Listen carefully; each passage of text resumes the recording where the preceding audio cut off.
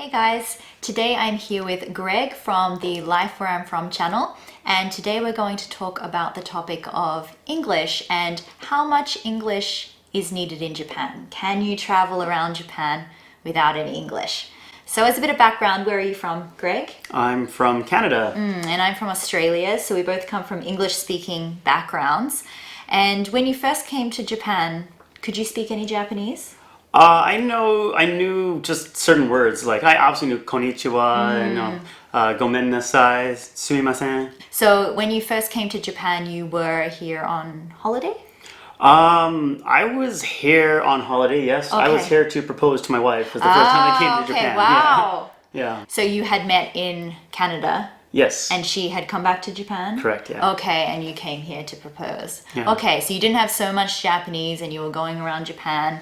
What was that like for you? Was it a difficult task to get around Tokyo, for example? Right. Well, it was very easy because I was with my wife, so she took me everywhere. I was just, enjoying. Right. Yeah, So, yeah. Yeah, so it's a little bit of a different experience, I guess, if you have someone close to you who can interpret and that kind of thing. I guess for us, like we were staying with a homestay family the first time we came to Japan. Well, the first time we stayed in Tokyo. So we were in Japan for 2 months. The first month we were kind of traveling around independently, and then the second month we stayed with a homestay family in Tokyo. So that was like so helpful when we got to the family. Like we had so many questions, what's this, what's that, or if we wanted to make bookings for certain things, they could help us out. Like we wanted to see the sumo and we wanted to go to a baseball game, but we had no idea how to book those tickets or even how to go about like getting those. So they helped us a lot with those kinds of things. And I think that might have been a little bit difficult had we tried to do that ourselves. People were so friendly. Yeah, Yeah. just to help out and to go anywhere. Even if you're not a foreigner, because my wife's Japanese, was born here, raised here, and we were trying to find a place, and we see an old man, ask him, and he'll actually go out of his way, walk in a few blocks just to show us, oh, this is the way to go that way, left, right. So very helpful even to Japanese people, not just tourists. I remember the first time we came to Japan, I went to the post office because we ended up buying a whole stack of souvenirs and stuff here, and we were on a longer trip, so we wanted to send them back to Australia. So I took a bicycle down to the post office to get a box. So I did that, but then what I hadn't really thought about was how I was going to carry that box home. Like I thought I'd just have it like under my arm or something, but the box was too big for me to actually hold on to, and it was kind of awkward. And this older lady saw that I was kind of like struggling to, how am I going to ride the bike and hold this, or push the bike and hold this? And she actually like gestured to me to like come with her, and she didn't speak any English, but except for one word she said to me, which was rope. And then she took me to her house and like literally got rope from her house and tied it up on the bicycle for me and everything, and like wished me well. And I always remember that story as being like just such a nice memory of my first time in Japan. So you don't have to worry so much about not having a whole lot of Japanese. Of course, people appreciate any amount of Japanese that you can Almost too much, say, honestly. right? Yeah, they'll Sugoi! that's right. They kind of like, yeah, really overly like compliment you for your Japanese I thought I was skills, awesome. right? I thought I was very good at Japanese when I first came here. Everyone was impressed. But Yeah. Anything you can say is impressive. How great your Japanese is when it's really, even if You it's really not. suck. It's the truth.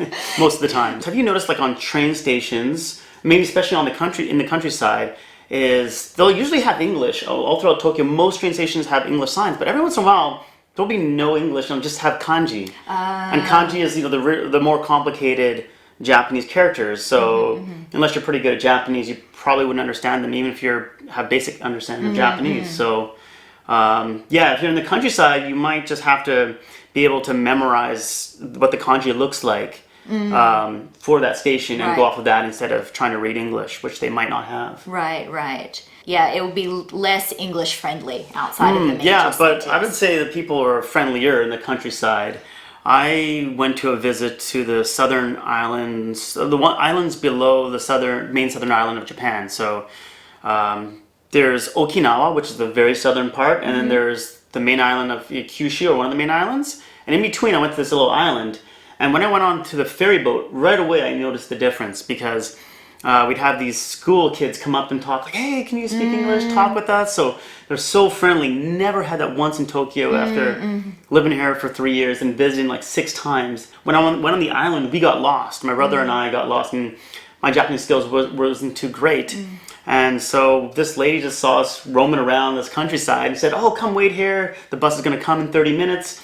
But you guys must be hungry and thirsty. So she brought us up this fruit and cut it up for us. Really? Yeah. She's a pretty cool obasan. Yeah. She had like the purple hair too. Oh yeah, you see that a lot here. Yeah, no. She was wonderful. She was so friendly. And everywhere we went, people were just amazing. So Yeah. I guess if you go to some, I guess, remote islands that are not so frequented by tourists, people are kind of genuinely surprised to see tourists. Yeah. But I knew if I went to visit those islands without knowing a little bit of Japanese or having some Japanese interpreter to help me out on things, it would have been a lot tougher to get around than Tokyo. Yeah. Or even Kyoto. I noticed Kyoto is probably the place where they have the most English-friendly stuff. At least that's what I've noticed. Like you go to the shops, they might probably have English menus in in the tourist hotspots. Yeah. People will know some basic English words or phrases there. And a lot of these, Kyoto, Tokyo, Osaka, they're very well documented online as well.